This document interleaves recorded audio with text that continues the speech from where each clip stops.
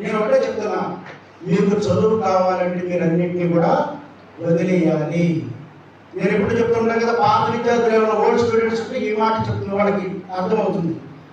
మీరు చదువుకోవాలి, మాకు చదువు కావాలి, మేము గొప్పవడం కావాలంటే మీ ఫ్రెండ్షిప్ను వదిలేయాలి, మీ యొక్క ఆటలు వదిలేయాలి, మీ తల్లిదండ్రులు వదిలేయాలి. 24/7 దేని మీద ఉండాలి?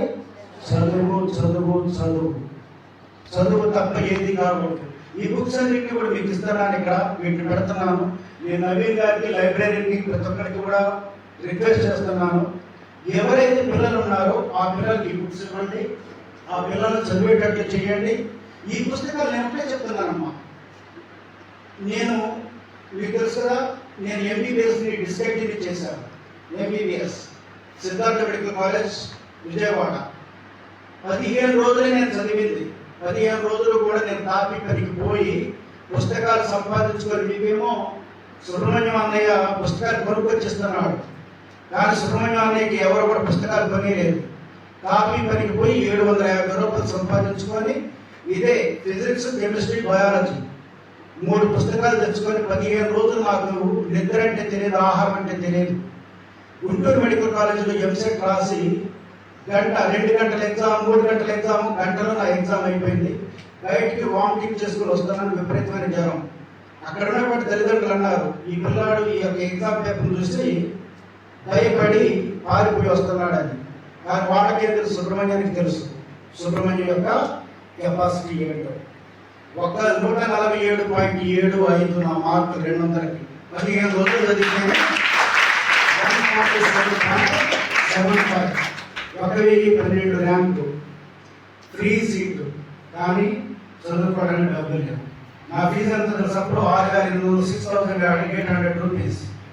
6,800 రూపాయలు మా అమ్మ ఇవ్వడానికి చాలా కష్టం. కొంతమంది ఇలాగే ఇప్పుడు నేను మీకు సహాయం చేస్తున్నాను కదా, అలాగే కొంతమంది నాకు సహాయం చేశారు. సంవత్సరంన్నర ఎంబీబీఎస్ చేశాను.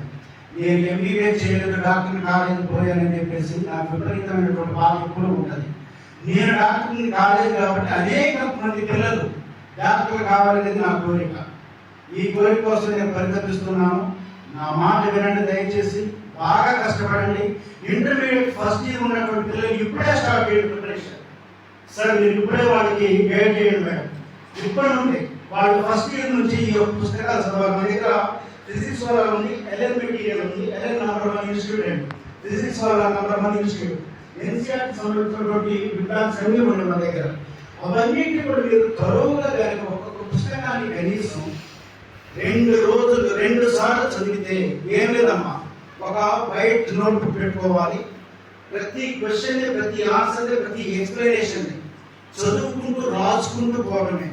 ఆ టైంలో మీకు కావాల్సింది ఏంటో సార్, ఉరుములు ఉరమని, పిడుగులు పడని, చెడువాన కురవని, ఈ యొక్క లోకం మొత్తం భూకంపం కొట్టుకుపోయినా సరే మీ కాన్సన్ట్రేషన్ ఏంటో సార్ పుస్తకం మీదనే ఉండాలి. అలా ఉంటే మీకు ఏ కోచింగ్ కూడా అవసరం లేదు. నేను మీలాగానే గవర్నమెంట్ స్కూల్లో చదువుకున్నాను, గవర్నమెంట్ కాలేజీలో చదువుకున్నాను. నాకు డబ్బులు ఇచ్చి చదువుకోవడం అంటే చచ్చేంత అసహ్యం. డబ్బులు లేకుండా చదువుకున్నాను, ఈరోజు ఇక్కడున్నాను. మీరు కూడా ఇది పెద్ద సమస్య ఏం కాదు. It's not a rocket science, it is simple. You have to just take the book, open the book and have complete concentration and go through the book, understand the things and remember the things and just disclose the things.